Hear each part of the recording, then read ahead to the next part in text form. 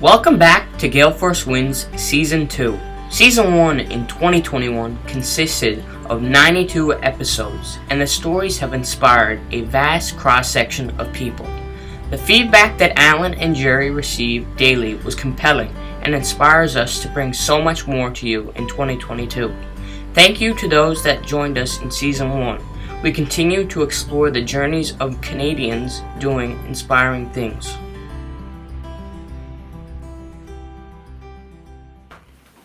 And welcome to another edition of Gale Force Wins. It sure is good to be back here in St. John's, Newfoundland, East End of St. John's, actually. I'm Alan Dale, and with me as always, my good buddy Jerry Carew. How are you, Jerry? Well, you know, I couldn't be better. I've a lifelong West Ender sitting at the table in my house in the little studio. Someone that I met way back in the business program in the early 90s. That's dating us now, but... Wow. Tom and I, similar to you, Alan, we come in and out of each other's lives, and it's always inspirational. There's always some sort of conversation that leaves me thinking about life and what it's all about. And I think the reason that I wanted Tom on here today, he's an entrepreneur. He's probably one of the hardest working guys that I know. So we're I'm probably gonna learn some stuff here today. Great. Well, that's excellent, Jerry. I'm certainly looking forward to diving into it as well. So, Tom, without further ado, why don't you go ahead and introduce yourself? My name is Tom Davis, and I've been a serial entrepreneur since I was grade 6, I think is when I had my first little venture. And I have 3 amazing children and an amazing wife, and I've lived in St. John's, Newfoundland my whole life. And my passion is serving, but I also love to travel. So. Okay, well, there's some good things there we got to dig into. Right off the bat, I didn't know we had something when you were what? Grade 6? Grade 6. Yeah, what was that, Tom? I actually had a business in school called Davis Rentals. Okay. So I literally would bring in pencils and pens, and I actually did up school schedules. I'd rent like gym sneakers if people forgot gym sneakers. I used to go up to Woolco, which was across the street because I went to school at Beaconsfield, and I'd buy peppermint knobs and peppermint lumps. And I used to sell knobs for 5 cents and lumps for 10. And literally they probably cost like a quarter of a cent maybe. So I used to always make about $20 a day, which was a lot of money when you were like grade 6. And I actually had signs I did up, and they were all over the school with arrows pointing to my classroom. Yeah. Crazy, really. I did not know that. No. See? And where was that? What school? It was Beaconsfield Elementary, which is now Hazelwood Academy on Topsail Road, yeah. Oh, wow, that's great. Yeah. Jerry, when was your first business? Well, I think it was the video production company that I started in 1988. Yeah. So, I was, 20, I was 22 actually when I started that, so you have quite a head start. Yeah. But, Tom, you and I did some advertising for you, and I think how did you get into the golf side of things? Like, where did that come from? So, to fast forward, in high school, when I got my driver's license, a friend and I, we used to bring in tractor-trailer loads of birch from central Newfoundland and talk about hard work. It would just get dumped off in a big pile, and we'd cut it all up and then split it by hand and then bring it to people's houses. So out of that, we raised money and we saved money, and then we thought, okay, well, what are we going to do with that? So we started a little contracting business, which we really didn't do all that great with because we weren't carpenters. Right? Built a few fences, whatever. And so myself at the time, Dirk Stone was my partner, and we hatched up this idea. Golf was becoming really popular. Right. And so we looked around, and we tried to find it. We figured we were going to put a golf driving range. Good idea. However, the way the city was at the time, if it was agricultural land, it wasn't a permitted use. And everything really wasn't much grassy stuff, and it would be a big expense to go cut down a bunch of trees and create a driving range. So he went off on a trip, and I went looking around, and I came across this gravel, this old outdoor movie drive-in theater, the Clearview Drive-In, which was out in Paradise. I remember going to it. But it was all rock. But I could see how it could potentially be a driving range. It had a nice slope to it, and by the way, I never golfed. I had never golfed at that point. I wasn't a golfer. Not like Jerry, who loves his golf. I literally was in the business 2 years before I played my first round of golf. And so he called me, and he said, how's it going? I said, well, I found this driving range, but it's all rocks. And he's like, well, I was in, I don't know where it was, some island, maybe the Caymans, I don't know where he was. He said, I was just hitting golf balls in the sand, so it's really not much different. Yeah. Right? Yeah. So he came back and we made a deal with the owner of the land to rent it. And at the very bottom, there was the old foundation for the screen.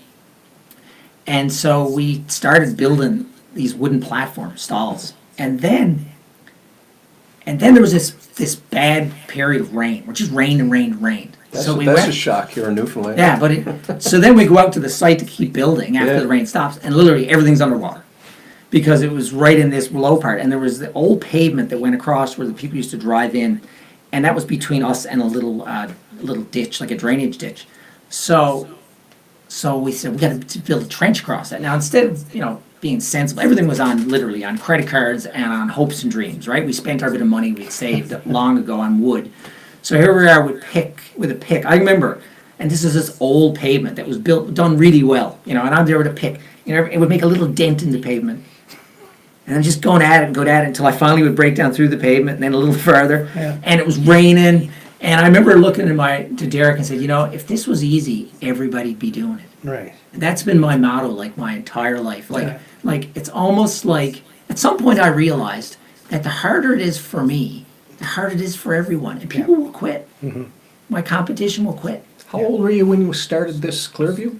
So that's 1991. I was 21. Yeah. But I was still in university at the Yeah. time. So like a lot of people don't realize, they think that I graduated with my Bachelor of Commerce and then I went started a business. But literally I would be working at the driving range because we were picking all these rocks by hand. Like this is one of these things where you just slavery every day. Just you and Derek. You didn't have anyone else helping Right, at well, this point? sometimes friends and family would come out, and pick a few rocks Just and to see what wheelbarrows, you were up to. right? So, but anyway, we actually started hitting golf balls like almost as soon as we had the stalls built, and people came, and we'd take the $6 or $5 a bucket or whatever it was at But the time. did you have a sign at this point? Like, how did you go from a field where you've just dug, and how did people know? What did you do? There was no Facebook back then, right? It wasn't, but it's a good question. I'm not sure exactly how the word got out, but golfers are passionate people, and Yes. there was lots of them in the West End, and there wasn't really much golf back then. People look, they take it for granted that there was so much golf, but back then there was Ballyhaley, there was 9 holes at Pippi Park, Yeah. Right. and it wasn't that great, relatively No, speaking. you're right. People used to line up. And there was no range at Pippi Park. No, there wasn't. No, and well, Jim Stick had his range actually by Marine Institute, like it is now. He was Okay. there then, but people would line up like 4 or 5 o'clock in the morning Friday to get a tee time for Saturday morning. Anyway, I don't even know. I don't remember the advertising part of that point, but we came up with the idea of the golf drive-in range, like drive-in range, and we did have a sign out on Topsail Road. So it just kind of went on. We just take the money and we just. And then Jeff McNeil was a guy who started an indoor facility called Fairways Golf down on Springdale Street. And we struck up a conversation with him and then became partners with him. Wow. And things evolved over time, and then we built this big building, which was, Phenomenal. a big accomplishment. It was 200 feet long, 2 stories, indoor driving, indoor batting cages, golf simulators, a sports bar, a pro shop, indoor putting green. Alan, you don't remember this, so you're bringing a smile to my face because I luckily had Tom as a friend, but he also became a client of mine. And we'd have a meeting at 11 o'clock. Tom would be delayed. Jerry, we're gonna have to delay the meeting. Of course, I'd be there. hit a What few would I balls. do? Would hit some golf balls. Jerry's here again. But it was quite the facility you had It there. really was. It had double-decker golf stalls, Yeah. so that you were out of the rain. I mean, it was, and not only that, but we actually attract a lot. We did a lot of golf lessons, like a crazy number of golf lessons. We had 5 full-time golf pros, and we used to go down to the PGA Golf Show every year, and one of our suppliers who supplied our golf balls, because we went through a lot. Because for the first number of years, it was on the rocks. Eventually, we sodded it and did the job on it, but. So we went through a lot of golf balls. So we were a good customer of this golf ball company, and they took us out to dinner, and representatives from the Royal Canadian Golf Association were there. So we couldn't to the PGA, and they were asked. There was a fairly small group. It was just like maybe 8 people around the table, and they asked what we did, and we were explaining to them. We talked about golf lessons, and they kind of asked how many golf lessons we did, and I told them, or Jeff told them, one of us. They didn't believe us. They said it was more golf lessons than any facility that they know of in North America. Really? Yeah, we gave like 4,000 golf lessons a year because we were doing it year round. And our the golf guys, golf pros, they would work like 8-hour days, 6 days a week. And they would do groups of 4 and 5. Like a typical golf pro is not working for 50 hours a week Right, doing yeah, golf lessons. yeah. And it was literally thousands and thousands. And we had television ads, and we really pushed it. We did a lot of custom golf clubs. Like, we really pushed the limits. And then the different golf courses started getting developed. Then, Clough Valley was built, and Glendenning was built, another 18 holes in Pippin Park, and all that led to more golf driving ranges, more golf pros. And golf also got more expensive, which also caused people maybe not to come out, not as many new people maybe, or whatever else. So our business it flattened, and then it started declining. And it was hard work. It was really 7 days a week, 12 months a year, and we were closed Christmas Day. That was about it. And the sports bar obviously has its challenges when you got a bar and video lottery terminals, those evil things, and all that stuff. So one day, at a kind of a low point, a real estate agent walked in, said, "We have someone interested in buying your building and land." And we said, "Okay."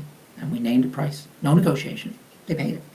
And they actually wanted every part. They bought the batting cages, they bought the mini golf that we had, they bought everything. The only thing they didn't want was paintball. And paintball was this little thing that was off to the side. I remember at one point Jeff saying to me, it's funny how little things happen, they stick in your mind. Maybe there's something to this paintball thing. Really, I remember him saying that, right? And because we didn't really do much with it. The only thing they didn't buy was paintball. So that's how Fairways happened. And then that also leads into our Frontline action, which is the next chapter of the store. Tell us about that. So at this point, Jeff kind of went off and did his own thing. He'd become a golf pro during our relationship. He wasn't going into, he was a really good golfer, and he did teach. I've been lucky enough to golf with him. It's quite an experience. Well, I was really blessed because I would go out to these best ball tournaments, these charity tournaments, and I would have 4 golf pros in me. and big hitters, too. Right. Like guys who could drive par 5s. Yeah. If they unleashed it. They wouldn't do it in a normal round of golf. It's too high risk.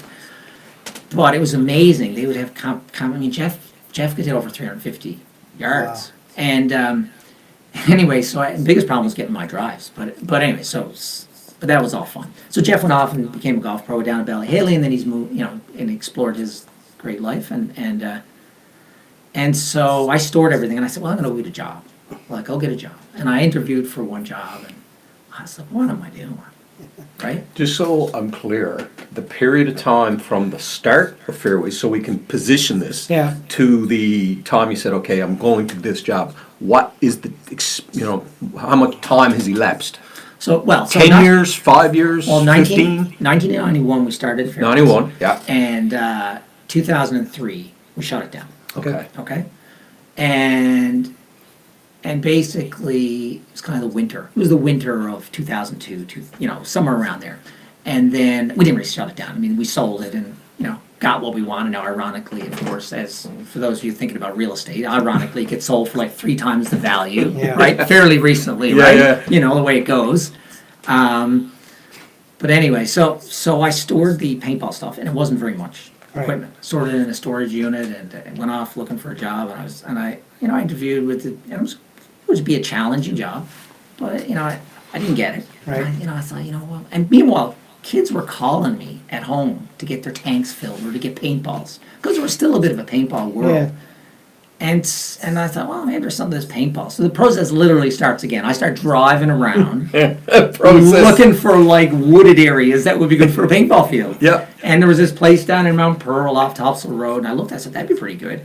And I reached out to the landlord, the guy who owned it, and he was like, no, I'm not really interested. I said, okay, fine. I couldn't find a place. I gave up, so I was like, I'm going to have to go do something else. I don't know what it's going to be.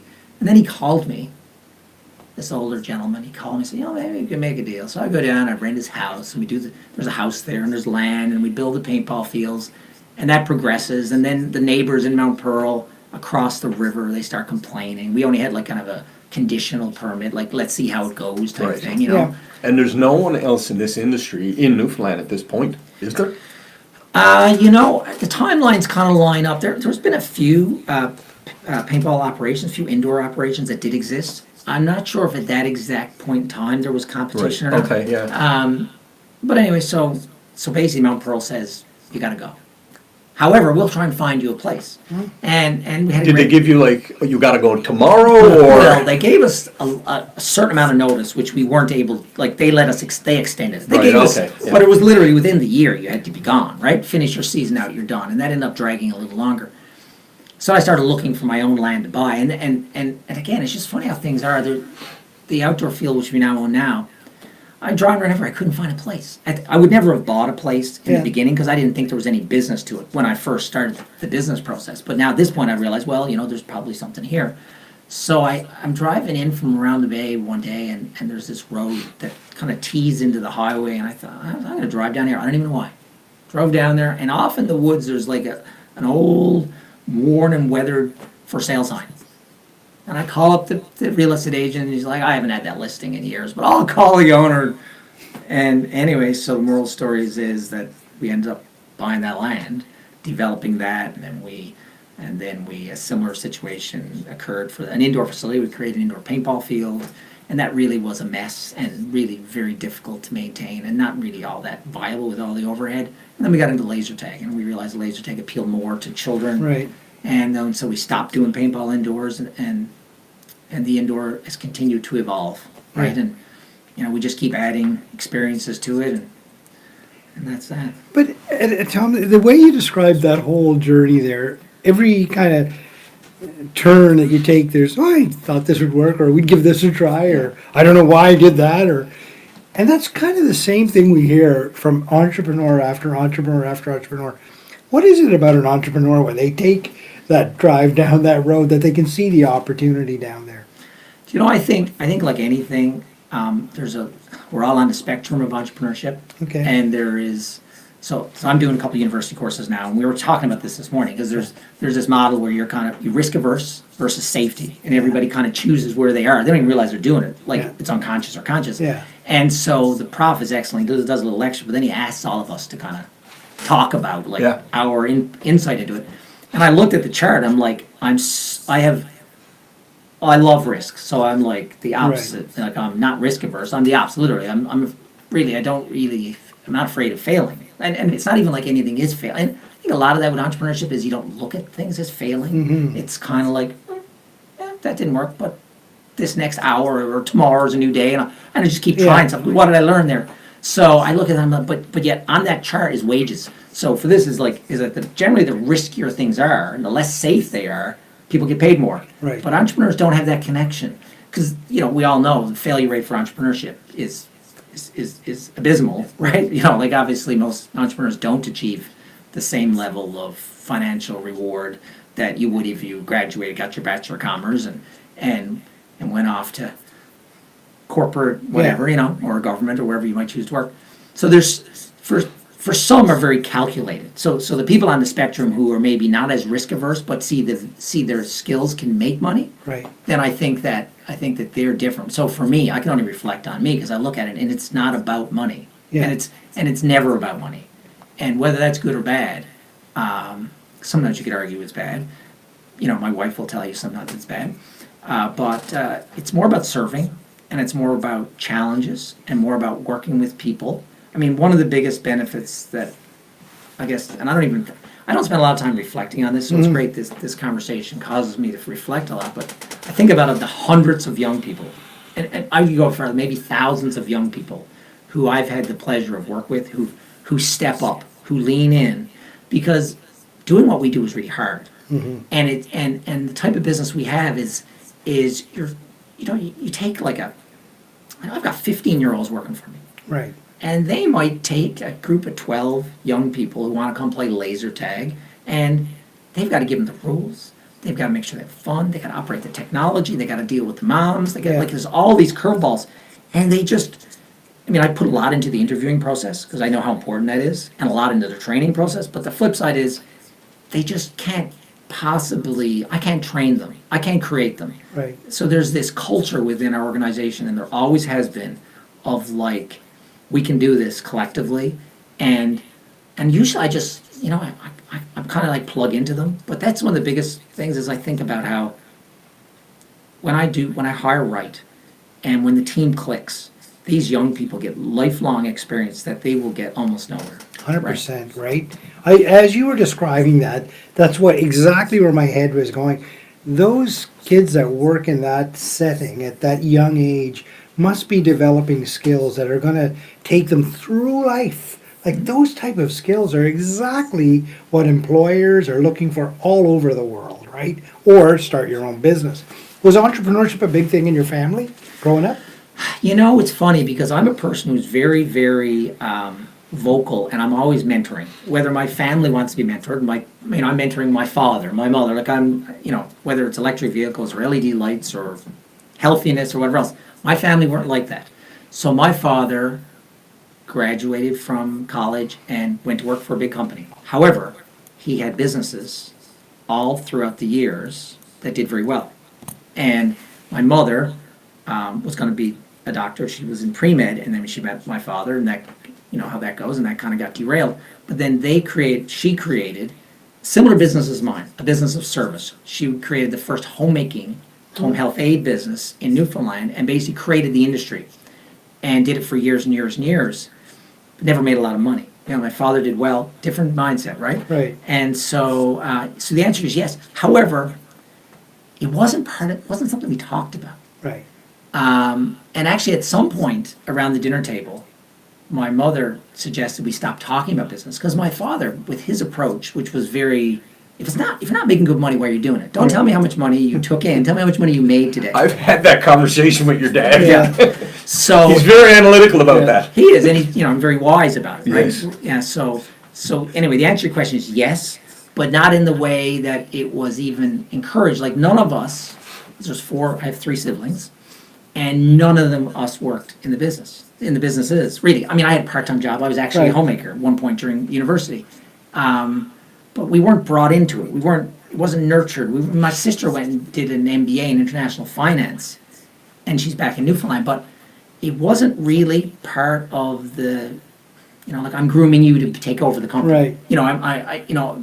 They basically they sold the businesses or shut them all down.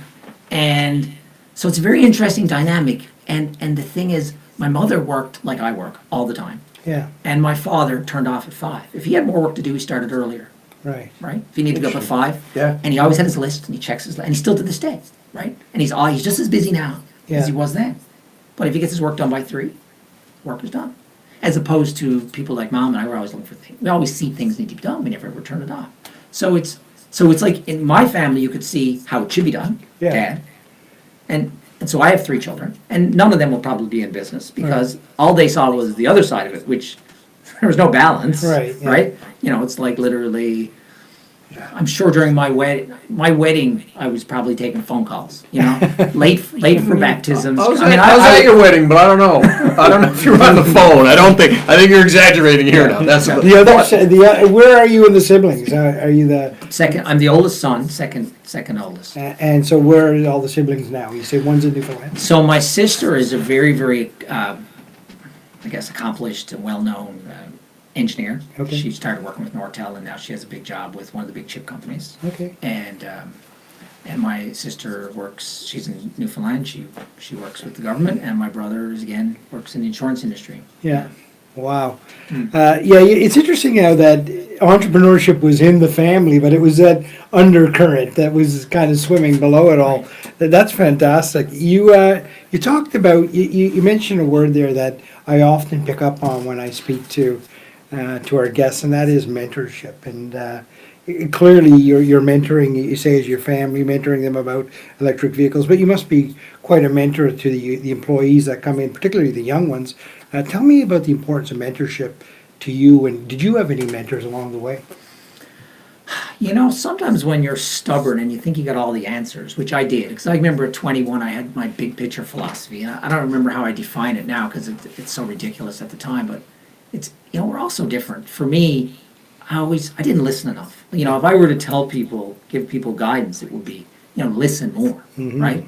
Listen more. Now, that doesn't mean that you need to take 100% of the guidance. Right. But the wise person takes the counsel of others and then implements it into their brain, and it comes out with action or not action, depending on how you process it. So I didn't listen enough. So I can't put my finger on individuals. It's like my mentor was life, just smacking me when I needed to be smacked. Right. And and it's still smacking me. But so, unfortunately, I'm one of those who really has to learn the hard way, as my father will tell you. He realized at one point, he used to help me, and at some point he realized, like, all I do by helping him is enable him to get more stuff going, right? Yeah. So at some point he realized that I would take all his time. He'd be working 70 hours a week too, and then so would my other family members, right? So it's, I'm an interesting case study.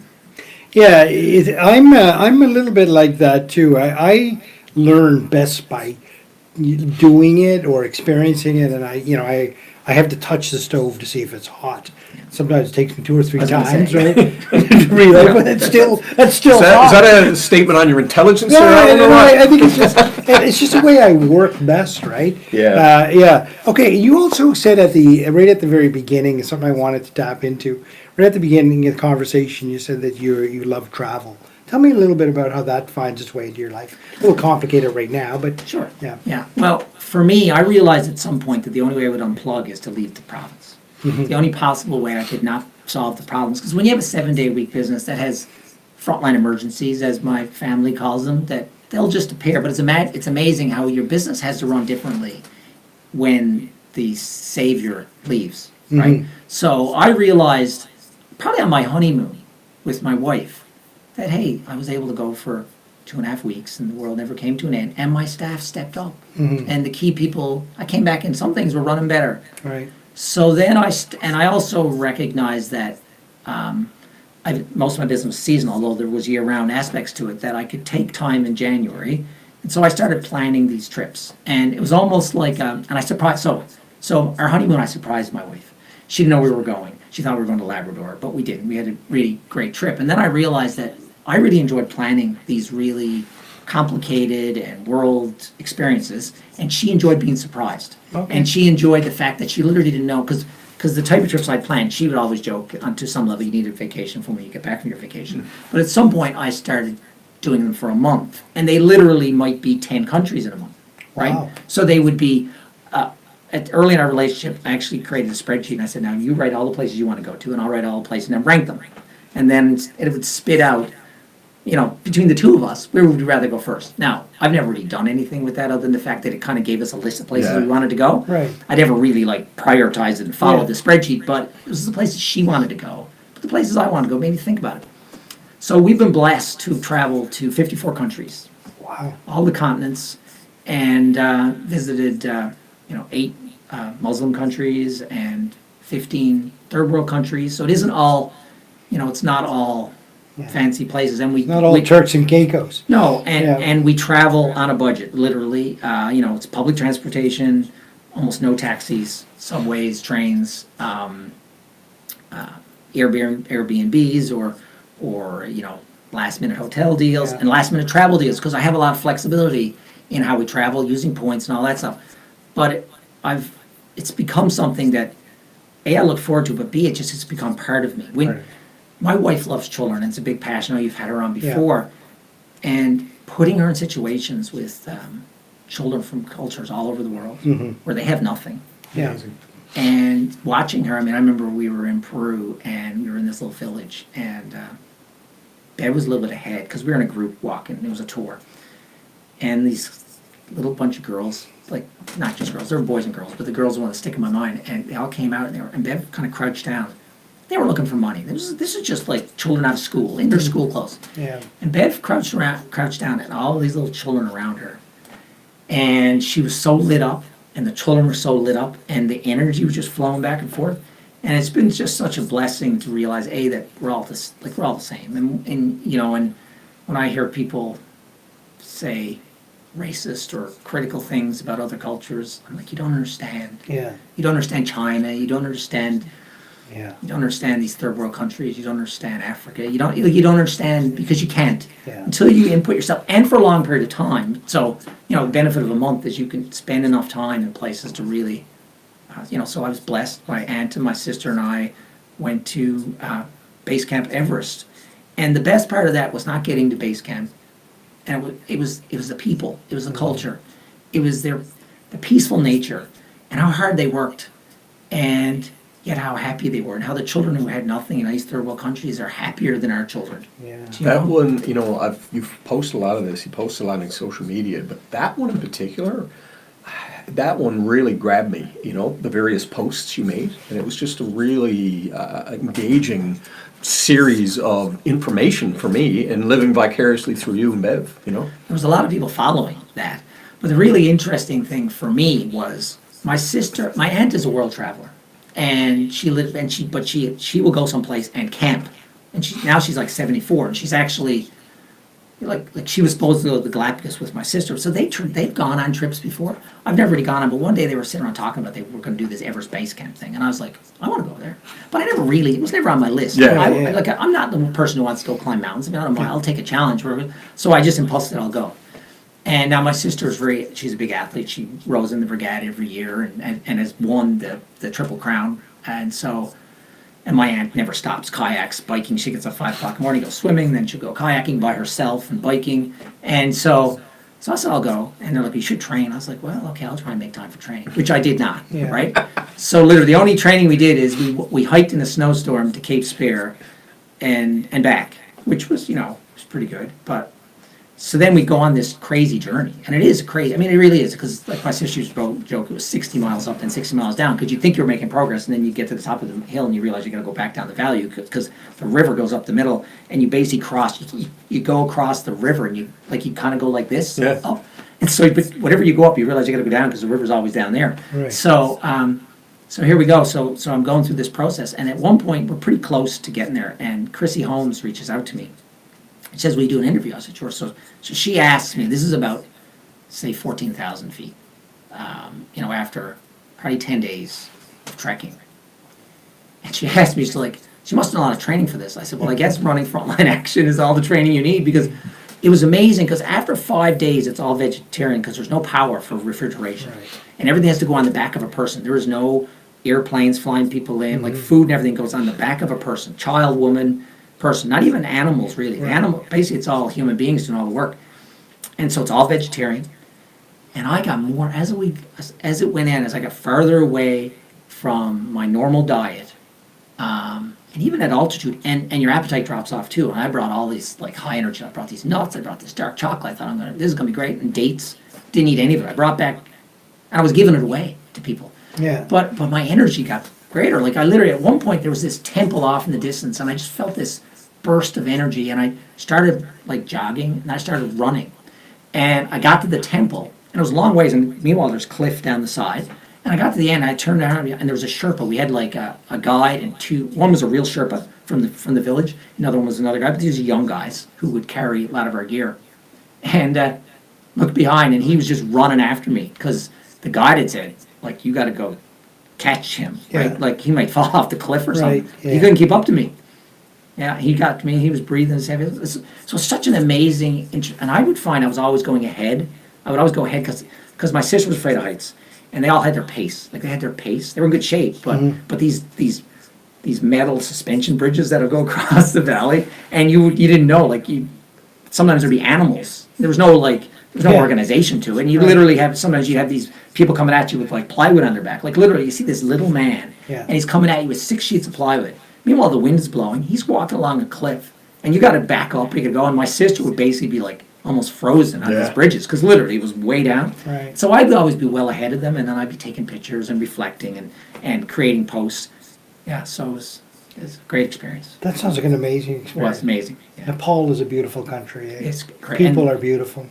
that's the point. And you'd pass them, and they had this burden. You know, they were walking all day, and they'd say namaste. That would be, Yeah. and there was no and they'd sit down on their they'd have these almost little chairs, but they were crutches, Yeah. but they could also sit on them. They had a little chair part to them. They'd sit down, they'd have a chat, and they'd be talking, and it was just a nice perspective of how it can be, how Yeah. it probably used to be in the old days. Yeah. Rural Newfoundland back in the old days. You did your hard day's work, and then you sat down, and It's that you didn't have a phone in your hand. human interaction, right? It's everywhere you go, and you experience it traveling around the world. But travel is such an education tool, is it not? I mean, you picked up on a point there that people make racist comments, and it comes from a place that they don't understand. They just haven't seen it or touched it, right? You know, talk to me about the importance of travel to you as an education tool. You know, I'm really conflicted because I feel we're in a really, really dark place when it comes to climate change and travel. I've decided I'm not going to travel anymore, and then I go down rabbit holes. In the last 6 weeks, I've started looking at trips Okay.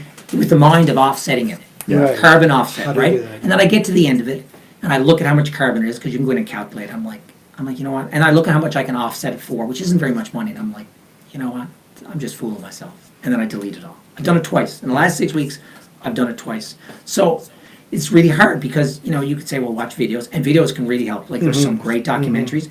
People need to experience. I mean, I was blessed to go to China. And China is such an eye-opener because it's so vilified. And if you study China and all that kind of stuff, you realize, they're just like everybody else, except, they have kind of centralized planning and it's a different culture. But I think it's really important to travel, but I don't know how I can, in good conscience, balance that anymore against, so maybe bringing the immigrants here, but then allowing us to interact with them, to really listen to them, to really hear them, to have them show us slideshows of their life and their village and where they came from, and really just listen to them. I think that's that's something we as a culture need to embrace, because people are not going to stay here if they don't feel comfortable, and they're not going to feel comfortable if we don't accept them, and we can't accept them until we understand them, because things that we don't understand we're afraid of, or we're repulsed sometimes by things we don't understand. And so, But it's funny you say that. There was a guy who went through business school with us. Indy was his first name, but I'll never forget him standing on the steps of my mom's house, and I may have mentioned this in some of our other podcasts. But he said, "Jerry, do you realize how wealthy you are?" And I'm looking at him and I'm thinking, I'm looking around. Well, what are you getting at here? Space. He's from Malaysia, and he says, wall-to-wall people, wall-to-wall, hair, space. But space, time. We chatted with a guy this morning talking about time. I think the pandemic slowed everything down, Tom. But I think what you've showed us here today, your entrepreneurial journey, that to me is fascinating. Always has been. It's partly why I've been so good at advertising, I think, because I just want to hear the stories of inspiration, and you've taken the business, just talk a little bit more about that. Frontline Action is not just paintball anymore. You've bought these other businesses, and I see that as like you're busy with the paintball side of it. Now you got all this other stuff going on. Just talk a little bit about that. Yeah, well, it's for me, when I see need, or I guess need's not the right word. When I see people who need to be served, then so we had the paintball, and then we had the laser tag, and that kind of grew to a little point. And then someone came to us and said, "Hey, you want to buy our bouncy castle business?" They had a little bouncy castle business, and their attitude was, when someone called them and asked them for a sumo suits or whatever else, call someone else, and they'd give the name of the company, which was Sky High Amusements, and so that's who the business would go to. They were happy having their small amount. Of course, it's a different dynamic when they call us and they say, "Do you have sumo suits?" We'd say, "Well, when do you need them?" Maybe the first call, if it was obscure, we would ignore, but the second call, I'd be like, "When do you need them?" And then it would be, "Okay, we'll have that." And then we ended up growing to the point we were bigger than Sky High, and it became a big part of our business.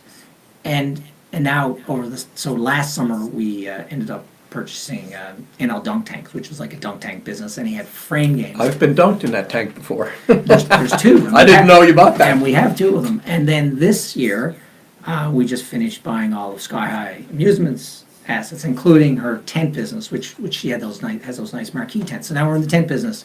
So for me, it's pivoting, keeping as lean as possible, working as hard as possible, trying to focus on customer service, which is challenging, and buying competitors, which a lot of times is the best way to grow your business. And so, Fairways actually became a very big business, and Frontline got as big as that around 2013, as big as Fairways did, and it has since dropped back a little bit. Newfoundland and Labrador kind of economically as a whole kind of peaked around that. That was the oil boom and all that kind of stuff. But that's okay, because we just run a lean operation, and it's all good. How many people are you employing right now? Right now, there are 16 people on the payroll. Right now, 16 people. See, to me, it's amazing, Alan. Oh, yes, yeah, for sure. Your inspiration back in grade 6, you're employing 16 people. in a very tough economic time. To me, that is why we're doing what we're doing, you know, bringing that inspiration. That to me is why it's so important to feature people like yourself, because your work, your I know how hard you work, has given 16 people an opportunity to make a living. Right, and to your point, there are years I've given out 75 T4s. I mean, COVID has been out. The mobile part of our business in particular got really wiped out. I mean, Yeah. I've done most of the mobile business, whereas I needed like 45 or 50 employees to run mobile Yeah. through the year, because we just had, you know, I would never say no to anything. So Canada Day, we were doing 8 communities at the same time, including the big one for the city and the province, like the province, the big one, say King George V or up in Confederation Building, wherever they had it. So for us, you know, it's insane how many people we need to work, but a lot of that would be like on demand, you know, Right. obviously, right? Yeah.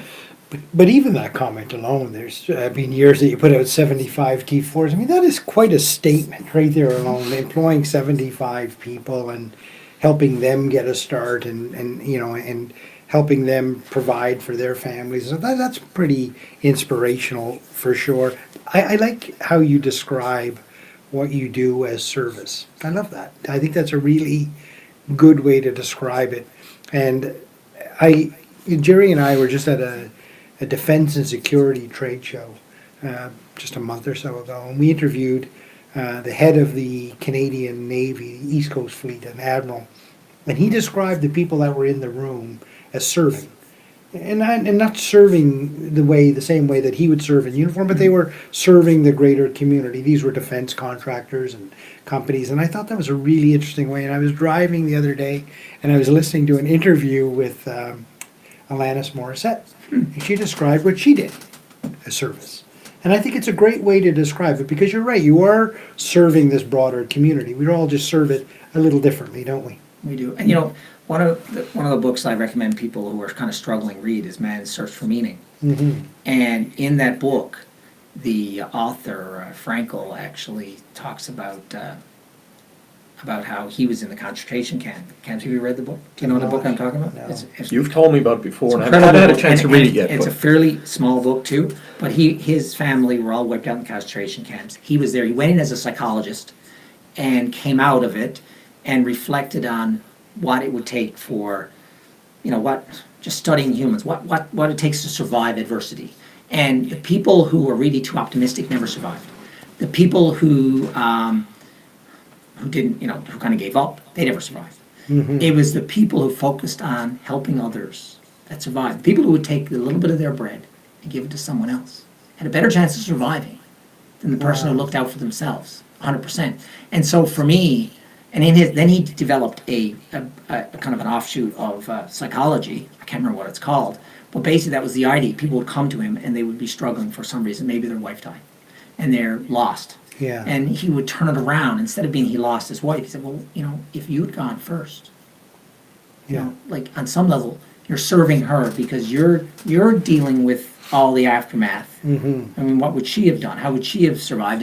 And so for me, I think that for me, what worked for me is as I analyze, is I get great happiness and satisfaction from making other people happy. And one of the worst things, people don't, it's hard to believe this, but I care so much when my employees or my customers are upset, and not because of money, Yeah. not because they might quit. Right. It's because literally I've let them down, and my mission is always every day when I get up to never disappoint anybody. I mean, I want the children or the moms who come in and have a birthday party, whatever. I want them to all have an amazing time. I want my Yeah. employees to have an amazing time. I don't mind if my employees struggle and work hard and do all this stuff, because that's all part of life. But I don't want them to have a negative experience. Mm-hmm. So it's, you know, I often say like I would rather get punched in the face than disappoint a customer or one of my employees. Literally, right? Wow. And Yeah. yeah. What a what a great way to run your business, for sure. You know, we've had the pleasure of having your wife on the podcast, and it was a wonderful experience. And in many people we have on the podcast, I always ask this question, and that is, a lot of what we describe and what we do is made easy because of the supports that we have at home. Jerry and I are very fortunate. We've got partners that really support us in what we do, and it's a great feeling to be able to come home and hear about, you know, the good things that you're doing and maybe how you can improve things, but it's just that support network. You clearly have that with Bev. Tell us the importance of that.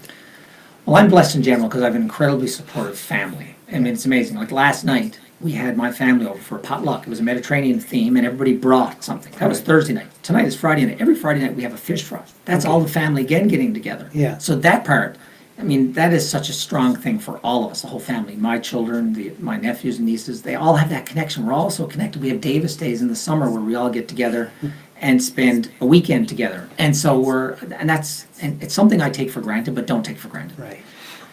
Then the flip side of that would be, not the flip side, the complementary side of that, obviously, is Bev. I mean, Bev is my rock. I know she says the same thing about me, but there's no judgment. Yeah. And the other interesting thing, and I guess it's that Bev takes responsibility for everything, and I take responsibility for everything. It's not like it's a chore to do whatever we do, but we work together, and it's symbiotic.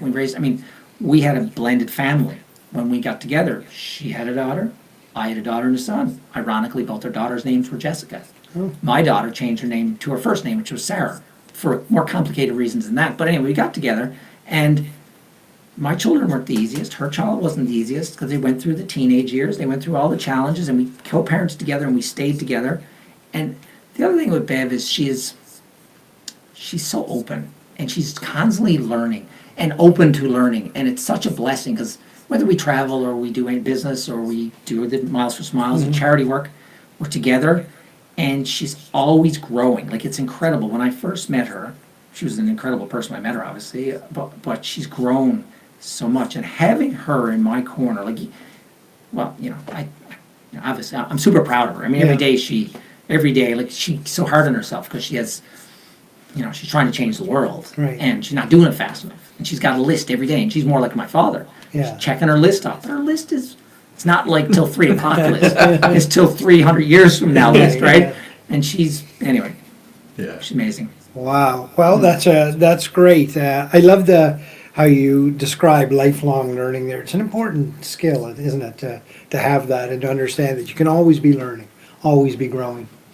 Well, last September I went back to school to finish my second degree and went to school full time, and being in the classroom with the young people and being so amazed by how insightful they are. Like, I'm in these economics classes, and you've got these 20-year-old, 21-year-olds who talk intelligently about the Russian Revolution or about Confederation for Newfoundland, and can talk about communism and socialism and Marxism, and can go back and the prof is absorbing it, and it's so participative. I mean, I literally just love trying to, there's so much to learn, and everything is a rabbit hole, of course, and no end to it. When you're surrounded by young people like that, going back to school at our age or working in an academic institution, and you get immersed, you quickly realize that we're going to be okay. These young people have a good outlook on what's happening right now. And some people, sometimes we tend to be a little hard, say, oh, they don't get it or they don't understand. It's not true, in my opinion. It's quite the opposite. They really have a good outlook. I think we're in good hands. Would you agree? Well, I feel like everything is a baton race. Yeah. And also a good team, whether it's a medical team or it's a social team, which is what we're talking about. The older people need to realize their place. They're the wisdom, they're the past experience, and that can be blended with the kind of the middle-aged people who bring kind of that blend of they're wise, but they haven't kind of lost necessarily all their creativity or whatever else. And then you have the young people who don't know what they don't know, but that's okay because that infuses new DNA into our social structure. So I think we all have to work together. I mean, I feel that responsibility at my age to be part of the social change I think we need to make now. And I also keep calling on the older people because a lot of them, I think we make the mistake in our society that we put them away, put them in homes. We don't want to hear what they have to say. Mm-hmm. And we need to call on their voices because we may have to go back to a lot of the things that they've already learned and seen firsthand, and we need to not make those mistakes again. Yeah, 100%. Alan, in listening to you, Tom, this is the reason that, I wanted you on, because I was lucky enough to meet you all those decades ago now. I'm not going to say years, decades. Yeah. But, you and I have had these types of conversations, and when you're in the business development sales world, what always intrigues me is these backroom conversations, Alan, about what motivates people. what I love about this little platform that we've got created is that we give people, whoever's watching this, the opportunity to listen to you and be inspired by what gets you moving. And that, to me, is gold. Oh, 100%, So, yeah. you know, I'm just going to say thank you for the energy that you bring to the table. And, you know, thank you in grade 6 for doing what you did. Selling pens. Selling pencils. Grade Really? 6? Yeah. Tell me this now. We often ask our guests, Tom, to leave the audience with a piece of advice. What would that piece of advice be? It's a big question, It isn't is a big question. I mean, first of all, I've realized, and it's more and more obvious, everything I've ever wanted, I always get. However small or big that is. And so everything is possible. Take responsibility for your actions and realize you can make a difference. It saddens me when I hear leaders or people say, you know, we have to let the politicians or the companies, the big companies, solve our existential problems, whether it's climate change or health. You know, it's all our individual responsibility. Everybody can make a difference, whether it's buying an EV like you have and I have, or eating healthier, or being engaged in politics, or being engaged in volunteerism. Everybody has a role to play in us pivoting and surviving. We're in very challenging times, but I do believe that within humanity, there is the ability to overcome. Once we accept where we are, accept reality, and come together instead of pulling apart, which is, it seems like everyone wants to pull apart. Everyone wants to go to their silos, and that's not what we need now. We need all hands on deck. Well, 100%. Do we ever? You're right. We live in a society where people, I don't know if people want to go apart or they're being pushed apart. I'm not sure what it is, but it's a very binary society right now. It's either this or that. Everywhere you look, it's either this or that. And you're so right. Now is the time for us to come together. That is the solution space. It's not black or white. It's right in that gray area, right in the middle. And the quicker we can swim in those lanes, the happier I think we're going to be. And accepting the fact that whatever's in the past is in the past. It doesn't matter what choices we made, it's all in the past. However, what we do now is what will define our future for both ourselves, but more importantly for our children and grandchildren. And that's the responsibility I feel every day. You know, and I wish more people did. And it doesn't matter whether you're a politician or you're a union leader or you're just an average Joe in your house. Everybody can do something, even if it's just be a little healthier, because everybody's a little healthier is going to save money. It's going to take pressure off the healthcare system. It's going to mean we need less money, and they're going to live longer. They can be more productive. They can give of themselves and be there for their families and for all of us. So you know, I believe we all have a role to play. Jerry, your thoughts? Well, I think you're right, Tom. You know, the ability to not have to rely on the institutions that many do, and I'm not saying that, you know, that's a bad thing, but if more people can be like yourself, you know, I've been in sales for 30 years, been able to do my thing as well, and I think just the confidence, you know, it's about confidence really, you know, and us getting the confidence to get away from these I guess things that are holding us back. Doing the things on our own. You always make me reflect, and in a good way. You know, I come away from some of our conversations and I got to reflect because they're so fast moving, and you know, you're walking the walk is what you're doing, and that's what always inspired me about you. So Just remember, thanks. thank you for what you guys do, but always remember that politicians, like Ralph Klein would say, look for where the parade's going and get in front of it. So we're the parade. Corporations, especially if they're public corporations, whole mantra is profit maximization. Fishermen's job is to catch as much fish as they can. Union's job is to get as much money for their members as they can. Just remember that if the general public doesn't come together and change the channel on some level, they're just going to keep doing what they do. Yeah. Right. And that's because that's how we've set it up. So that's why I feel like personal responsibility is making a difference. Is figuring out how you make a difference. If you're a member of a union, call on your union to be different. If you're a member of a political party, if you work for a company, but I mean ultimately you start with your family. Yeah. And look in the mirror, right? We all need to hold the mirror up to ourselves because we are also judgmental. Right. We really are. And ultimately, like you just said, the solutions to all our problems are in our collective mirrors. Yeah. Well, Awesome. what another wonderful conversation on Gale Force Winds. I started selling pencils in Beaconsfield and worked all our way up to the base camp in Nepal, up on the way up to Mount Everest. A real interesting conversation around service before self, about mentorship, around the importance of immigration, how travel and lifelong learning, family, the importance of family. I can tell you that I really enjoyed the conversation here today. And if you can't find inspiration in some of these conversations and thoughts today, I don't know where you will find it. I always like to leave the audience with my own small piece of advice. And quite frankly, the world needs more Tom Davis. So thank you very much. Thank you, guys. Thank you for tuning in to Gale Force Winds. That's Gale Force Winds, WINS.com.